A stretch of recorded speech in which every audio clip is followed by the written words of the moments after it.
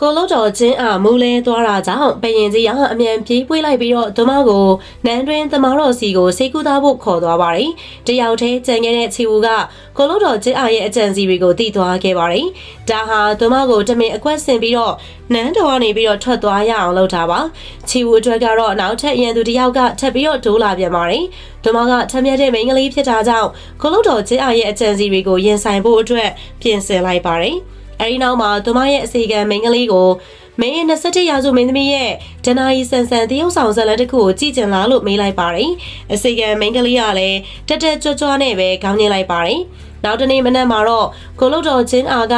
နန်းဆောင်တစ်ခုမှာအနားယူနေပါတယ်။ဒီအချိန်မှာပဲနန်းတွင်အသေးကံမိန်းကလေးနှစ်ယောက်ကလက်ဝတ်ရတနာပစ္စည်းတွေသယ်လာကြပါတယ်။ဒါကိုကိုလုတ်တော်ချင်းအားကတွေ့သွားပြီးတော့ဆက်မသွားဖို့ထားလိုက်ပါတယ်။သူမကလက်ဝတ်ရတနာတစ်ခုကိုယူကြည့်လိုက်ပါတယ်။ဒါဘာအတွက်လဲလို့သူမမေးလိုက်တော့အစီကံမိန်းကလေးတွေက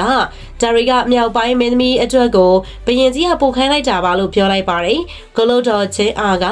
နန်းတွင်ထဲမှာချီဝူကသူမထက်နေရာပိုရသွားမှာကိုမနာလိုဖြစ်နေခဲ့ပါတယ်။သူမကအဲ့ဒီပစ္စည်းတွေကိုသူမရဲ့နန်းဆောင်ကိုပို့ပေးဖို့အစီကံမိန်းကလေးကိုပြောလိုက်ပါတယ်။ဒါပေမဲ့အစီကံမိန်းကလေးတွေကဒါကမြောက်ပိုင်းမင်းသမီးအတွက်ပါလို့ပြောလိုက်ပါတယ်။သူမဒေါသနဲ့ပေါက်ကွဲသွားပြီးတော့အစီကံမိန်းကလေးကိုလိုက်ရိုက်ပါတယ်။ဒီအချိန်မှာမင်းသမီးချီဝူကရောက်လာခဲ့ပြီးတော့သူမကိုနှုတ်ဆက်လိုက်ပါတယ်။စုံနာအဖြစ်အပျက်တွေအားလုံးကိုသူမမြင်နေခဲ့ရတာကြောင့်ကိုလုတ်တော်ချင်းအားကသဘောထားသေးသေးနဲ့နော်လို့တမင်ပြောလိုက်ပါတယ်။ချင်းအားလည်းညီမလေးအမမှာကိုဝင်ရှိနေပြီ။ဒါကြောင့်အမပိုရသင့်လို့ပိုယူထားလိုက်တာကောင်းတယ်မလားလို့ရွှေဆောင်ပြီးတော့ပြောလိုက်ပါတယ်။အဲဒီနောက်မှာချီဝူကသူမအနာကိုနီးကက်ဆုံသွားလိုက်ပြီးတော့သူမရဲ့ကိုဝင်ကအစ်စ်မဟုတ်ဘူ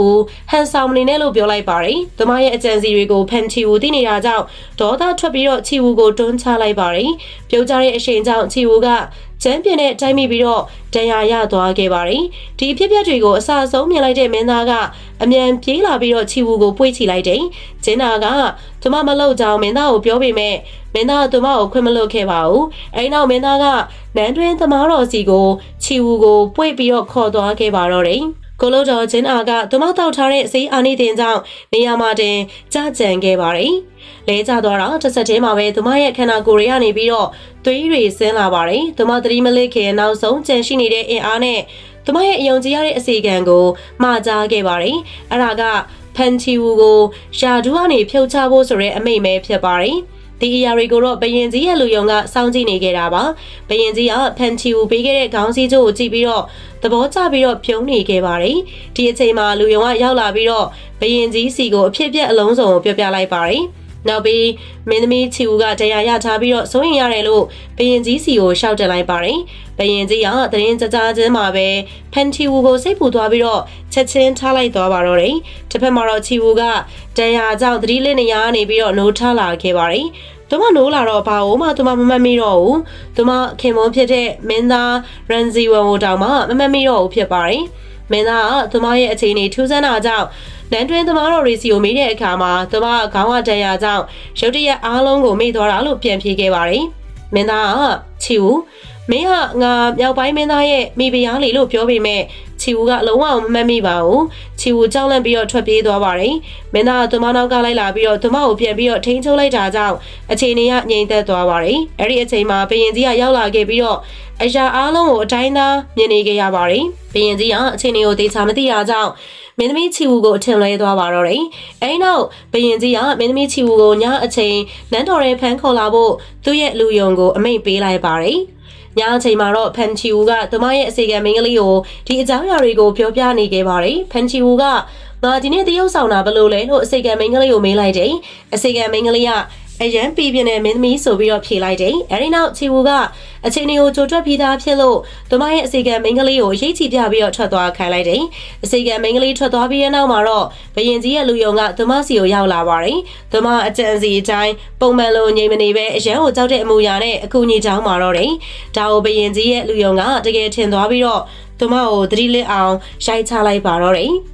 ဖန်ချီဝူသတိလစ်သွားတဲ့အခါဘယင်ကြီးရဲ့လက်အောက်ခံလူယုံကနန်းတော်တွေကိုဖမ်းခေါ်သွားပါတယ်။ဖန်ချီဝူကဘယင်ကြီးရဲ့အိယာပေါ်မှာသတိလစ်တဲ့အတိုင်းရှိနေခဲ့ပါတယ်။လက်အောက်ခံလူယုံကဘယင်ကြီးကိုဒီလိုရှောက်တင်ခဲ့ပါတယ်။ ဘယင်ကြီးမင်းသမီးရဲ့ဒီနေ့အခြေအနေကအရန်ကိုထူးဆန်းနေပါတယ်အရင်လိုမျိုးနန်းတော်တွေကိုအသာတကြီးမလိုက်ပဲအော်ဟစ်နေခဲ့တယ်ဒါကြောင့်ကျွန်တော်မျိုးလည်းမတက်နိုင်လို့သတိလစ်အောင်ရိုက်လိုက်ရတာလို့ရှောက်တင်လိုက်ပါတယ်ဖန်ချီဝူကသတိလစ်နေရကနေနိုးလာခဲ့ပြီးတော့သူမရဲ့အစီအစဉ်အတိုင်းပဲဆက်ပြီးတော့မှတ်ညံနေပျောက်ဆုံးနေတယ်လို့မျိုးတရုပ်ဆောင်လိုက်ပါတယ်သူမကဘာမှမမှတ်မိတဲ့ပုံစံဖြစ်နေတာကြောင့်ဘယင်ကြီးကအံ့ဩနေပါတယ်လူယုံကလည်းသူတွေးခဲ့တော့ကလည်းဒီလိုပုံစံပဲဖြစ်နေပြီးတော့ဘယင်ကြီးကိုရှောက်ထားလိုက်တာသူမမှတ်ညံနေပျောက်ဆုံးနေတာဆိုပြီးတော့လူယုံကရှောက်တင်လိုက်ပါတယ်ဘယင်ကြီးက